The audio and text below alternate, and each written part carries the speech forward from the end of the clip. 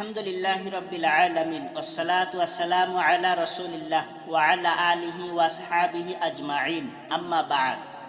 প্রিয় ভাই ও বোনেরা, আজ আমি আলোচনা করব এমন একজন সম্পর্কে যার হাসি দেখে আমাদের মন ভরে যায়, যার কষ্ট বুক হাহাকার করে উঠে, যিনি আমাদের জীবনের এক অমূল্য রত্ন।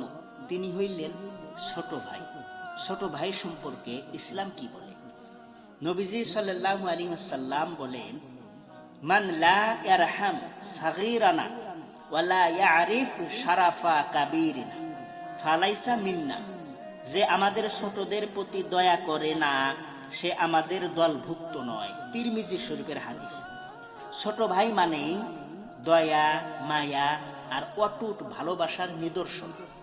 সাহাবীদের জীবনেও আমরা দেখি বড় ভাইয়েরা কিভাবে ছোটদের দয়া মায়ায় আগলে রাখতেন।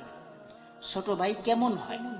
ছোট ভাই অনেক সময় বাবার মতো কথা বলে, অনেক সময় বড় ভাইয়ের ভুল ঢেকে দেয়, আবার অনেক সময় মা বাবার কাছে বড় ভাইয়ের জন্য সুপারিশ করে।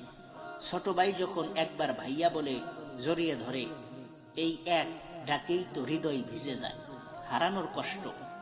এক বড় ভাই কান্না জড়ানো কণ্ঠে বলল, যার সঙ্গে ঝগড়া করে ভাত খেতে মজা পেতাম, আজ সে কবরে ঘুমিয়ে আসে। ছোট ভাই চলে গেলে ঘর যেন খালি হয়ে যায়।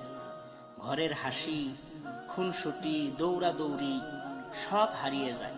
এটা বাস্তব চিত্র, সত্য ঘটনা বলি আপনাদের, শোনেন। এক বড় ভাই দিনের পর দিন উপোস থেকে ছোট ভাইকে পড়াশোনা করিয়েছে। ছোট ভাই আজ সফল, কিন্তু বড় ভাই কে ভুলেই গেছে। অথচ সেই ছোট ভাই তার শৈশবে বড় ভাইয়ের জামা পরে স্কুলে যেত। আজ বড় ভাইয়ের গায়ে ফাটা পাঞ্জাবি আর ছোট ভাই এসইউভি গাড়িতে। আমরা ভুল করে যে কাজগুলা করি, এগুলা থেকে বিরত থাকা উচিত। ছোট ভাইকে ছোট মনে করে অবহেলা করা, তাকে বোকা দেওয়া, সম্মান না করা, তার দুঃখ বুঝে না উঠতে পারা। অথচ সেই ছোট ভাই হয়তো রাতে একা কাঁদে, শুধু এইভাবে, ভাইয়া আগের মতো আর আমাকে আগলে রাখে না। ছোট ভাই মানে কি জানেন না? তবে শোনেন।